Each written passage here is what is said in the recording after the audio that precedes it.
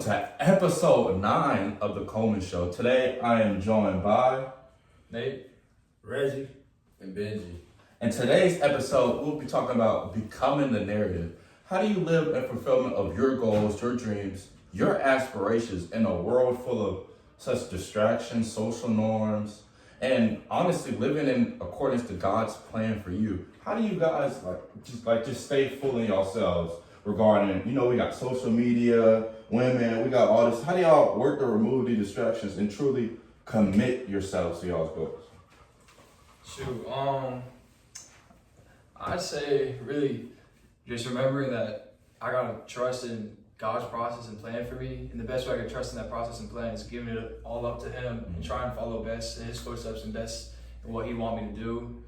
I really think He put goals, dreams, and aspirations in my mind for a reason that He wants me to chase, not just for reasons that He wouldn't want me to pursue or try and accomplish. So I really remember that I have to give it all to Him and that it is all for Him. So I try living my life to be the most Christ-like I can and the most God-fearing I can. And I've been, it's not easy. It's been a struggle. Yeah. I also believe I've come a long way since the past year or two. And I think I could keep improving, keep trying to live my life what's best for Him and what's best in accordance for His plan for me. Yeah. What y'all was? I think the whole key to that, you gotta stand for something. Like you gotta have something that you stand for. Yeah. All the distractions and all the the outside stuff, outside factors, it's gonna be there and it can get to you if you let it. But if you got that baseline of who you is, you gotta know who you is, and what you stand for, and it's it's not gonna do too much damage. You'll always be able to go back to this way. Yeah, I probably rebound off of what Reggie was saying. Once you know who you are, I know I'm a child of God. I know I'm made in His image. I know I got the Holy Spirit running inside of me. I already know if I'm gonna be like Jesus and try to portray a life like Him. People already wasn't liking Jesus when He was here. I shouldn't expect my life to be no different. So I'm alright with that mindset, knowing that I'm gonna have people that gonna be thinking differently in the world, gonna be having one thing to say. But when I know who I am, that makes me to be able to stand firm against whatever the world trying to throw at me, because I know Jesus already conquered the world, so I just listen to what He got to do, what He wants us to do, and I'll be fine. Yeah. What do y'all think is the most prominent distractions, especially for us being as young as we are? What do you think the most? What do you guys think the most? I think the most prominent distraction would probably be when you get on you get on social media, you be quick to comparison. Yeah. Because in comparison, really what it's saying is comparison really be the thief of joy. You be quick to look at these 4 photos of somebody's life, but you don't see the hours upon hours of them boys either crying, going through it, all the downtime. You don't ever see that. You just see the limelight, the good stuff. So you got a messed up idea that I gotta get like this, get like them. Live your life, man. Don't be in no rush. It take time. This is a journey. So looking at other people's stuff, trying to speed up to what they doing, you're not even living your life. You trying to live theirs. So that'd be the main thing I really think. Social media, women be everywhere. So you gotta be mindful of that. You gotta be mindful of what you let in yourself, what you let seep into your heart, seep into your eyes, stuff like that, stuff you seeing. But I think it really be social media is a big push. That's what, especially in our age group. A lot of guys do it for the gram. Used to be a thing when we was jits. Now people do it for TikTok. People just be doing it for clout, things like that. Once you know yourself and you get out that social media rabbit hole, I think that's when you really start to live. Yeah. Yeah, I agree with that social media and all that. That comparison really be ruining people, how people's self-image, how they look at themselves, really how they act. They see someone act a certain way, they start acting a certain way, and that really is, I feel is killing these generations, because everyone wants to be someone that they're not. I'd say also social media has a big influence on lustful factors and all that. It's easy to see someone look good on social media and go straight to lustful intentions with them. See someone on TikTok or their explore page on Instagram. God, what are you doing? Yeah, look, going on Instagram or TikTok on the Explore For You page, it's easy, you know, just to send that DM and just encourage and intrigue those lustful thoughts. I think that's something that really is just eating away at our generations and generations to come. Oh, that's real. I think, yeah, for sure. The phones, social media is for sure the biggest distraction. Like life used to be.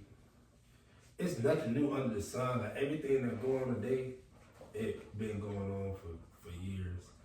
But social media just enhanced it. Like it brought it to mainstream, like in everybody's face. You know what I'm saying? Yeah. It's for sure the biggest distraction. You get on now, you get the. You know what I'm saying? You compare yourself, you compare your life. Social media is not real life. Like, it's true. only people only post what Their best selves. they post what they want you to see. Yeah. It's not real life. It's real life. In real life, you're gonna have ups and downs, guaranteed. Nobody's life is perfect. Nobody's life is good all the time. Like that's, but social media, that's what it's gonna make it. That's what it's gonna seem like. You know what I'm saying? Yeah. I think in accordance to that, like say we get in that bad habit of doing X, Y, and Z. And if you have that habit, it's gonna turn into a behavior.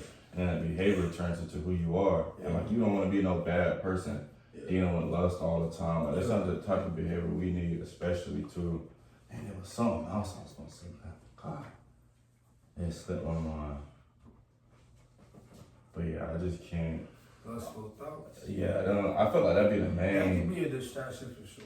Yeah, that'd be like That's a distraction. that really be the main. Like once you start, like I really feel it when he was like flee, like when God was like flee from lust, cause like it's hard to defeat it. Like but you got like to flee from it, just like. But when me and Benji was talking about, like sometimes you just see something on Snapchat, I just feel like bro, just.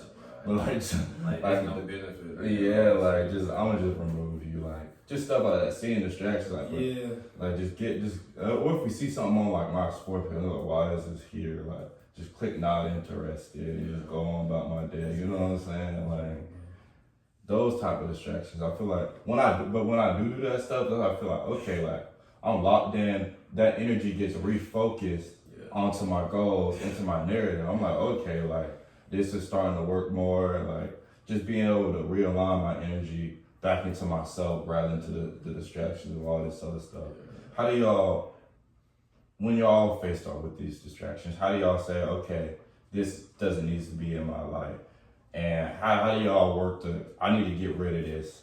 And not just when we get rid of this, when you guys see it again. So a lot of people, they'll see it, all right, get rid of it. But when they see it again, they'll be like, this time won't hurt. How do y'all that second time be like, all right, I'm done. Like I can't just keep committing myself to this cycle of saying where I get rid of it, I see it again. Now I'm gonna like it, if y'all understand what I'm saying. I think in the Bible it say, correct me if I'm wrong, what I do is you just delete it. Like I delete it. I can go, I delete Instagram because that's like we been saying.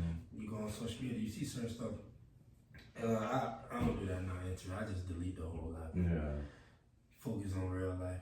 I think in the Bible it say if your eye causes you to sin, God just take it out. You know, I think something like if your hand causes you to sin, like cut it off. Something like that. That's just completely cut it off. That's how you do it. You can get back on it from time to time to like, you know what I'm saying, check in. You know what I'm saying? You're not gonna get pulled in that way all the time because you're seeing glimpses of it. But I think the best way to do it is just completely, because you click not interested on you. That's a good method, but it's still gonna be there. You still gonna get the search of stuff. You know what I'm saying? I say completely my method of getting rid of it is just completely deleting it. Just more like hold yourself accountable. Like I know I got my phone set up where I can even search up stuff like that. Like cause I know me, like even if I say even today, if I'm like, bro, I'm not gonna be on no type of timing like that.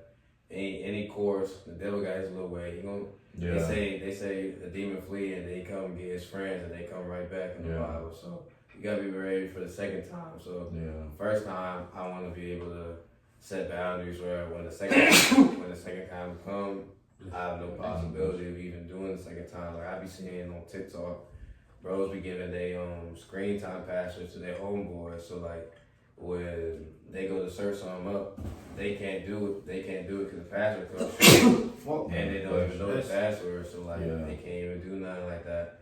But also, I mean, it really boiled down. You gotta hold yourself accountable. And when you're mature enough to do that, that's when you really awaken. Because once you realize that like this is not beneficial and you need to move past it, then I think that's really when you start to awaken. And then when you start thinking more, you can be like, if I conquer this now, it's something less that my son has to deal with, something less that my daughter has to overcome. I can stop the generational curse, this right here, instead of letting it seep into the next generation. Because if you want to make the world a better place, you start where you at. Yeah. What do you guys, as you talk about this state of awakeness, what does this feel like? What does it feel to be in this state of awakeness? For people who might not have experienced it or might be confused, like, how do I get there? Like, what is this state of awakeness? For some people, they might call it either like the flow state, just a state of hyper consciousness to where you think, I'm really living in the best for, it may be in the best for God for some people, best in alignment with myself, best in alignment for the universe.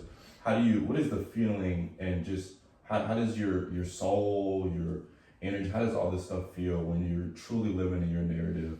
I mean, to me, it doesn't really feel too different, except it's a lot more peaceful. Like, I'm not worried or overthinking as much.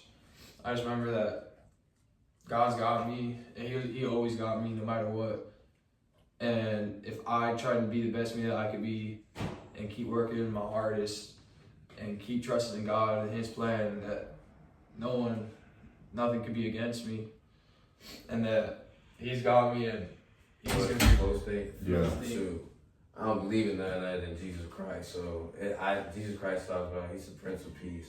And people get the idea that like when you become a believer, everything's sunshine and rainbows. Nah, it don't show up like that. So the real flow state to me is the fact that things can be going on around me, that I can be in the worst situation, but my headspace is not in the situation. So say like everything going bad around me, I can still be happy. I can choose to be happy. I can choose to do X, Y, and Z because I already know this is just a situation. This is just a time and place. So when I'm in the flow state, flow state don't mean like everything's sunshine for me. It just means that I'm straight. Like my mind, my headspace straight, me and God talking, and like I'm understanding that like even if the situation ain't sunshine and rainbows, the situation is still sunshine and rainbows for me because hey, every day is a blessing, every moment is a blessing. Yeah. People die every day, people die every minute, so I'm blessed to be alive. So that's enough right there for me to be in a good headspace, because I don't want to front the people and tell them like, oh, yeah, you get a warm sensation, everything feels nice. Sometimes it's like that, sometimes it's not, but you gotta be prepared to hold it down when it is and when it isn't. Yeah. That's right. I think the biggest word that Nate said, the best word, is peace. Like when you're in that state of mind, you at the peak of your spiritual life. You know what I'm saying? It's gonna be things going on for sure. Like I said, there's always gonna be adversity and trial. But you in that state of mind when you at your best spiritually, like you in that state spiritually, it's like you at peace, no matter what. You know what I'm saying? Yeah. I think for me, being in that state is just living in the best of what God's plan is for me. Like when I live in that, I just feel, as you talk about that peace, but it's like a lot of people get scared of that silence when you at peace. Like when you just truly at peace, but it ain't really like, man, you ain't talking to this person as much. You ain't talking to all them negative. Like people be like, man, like this. You got all the right pieces around you. Yeah. Like it's like you got all the right things going on. Like you said, flow state, all the right things, all the right people, pieces, the right feeling, the right mindset. All of that's going on. That's what it is. And you at peace with it. Yeah.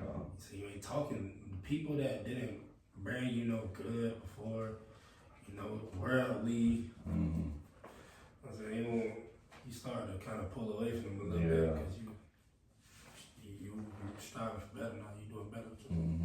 And for the last question, what piece of advice would you give to y'all's like younger selves or even the people watching this video to truly commit themselves to living in their narrative and living in their true selves?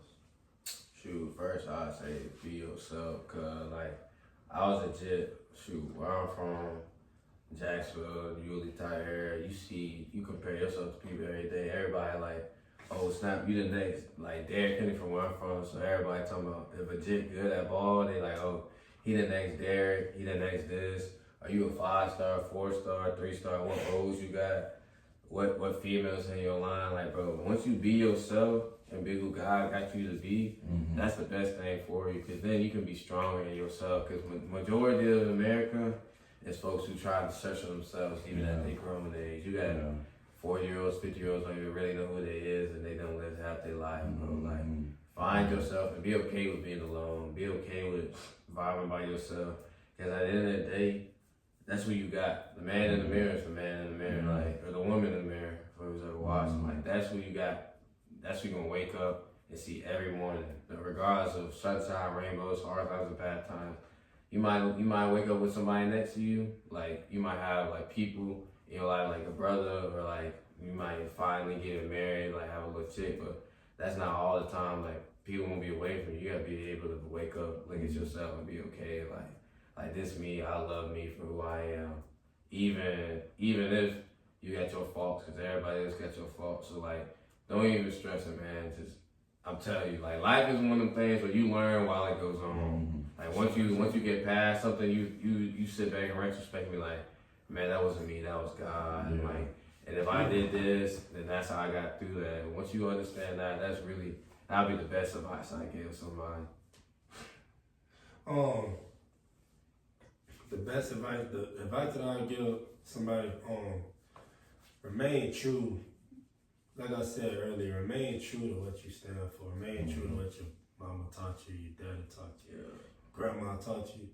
Remain true to what's right. Like, don't never let, in this life, you're gonna have a lot of things that happen. Sometimes you're gonna see people that do bad winning sometimes. Like, people that you know they bad people, but it's like they winning. They like good. Don't let people do you wrong and it seem like they be like, you gotta remain true to what you stand for, remain true to what's right. You know what I'm saying? Simple stuff. Don't steal. Don't lie. Don't, you know what I'm saying? Remain loyal. Don't talk behind your partner back or anybody back. It's certain stuff that was taught to you and what you know that is right. You know what I'm saying? The basics, like, remain true to that. Don't let nothing that happened to you, nothing that you see change that. Never. Always remain true to what's right. At the end of the day, that's what is God set the foundation. Jesus, they set the foundation. At the end of the day, you gotta do what's right. You do the right thing at all times. You know what I'm saying? That's right. And with that, that is the conclusion of our 9th episode. I want to thank both our guests for coming on here and having such an amazing episode. Make sure y'all tune in, subscribe, and like the video for more great content. Thank you.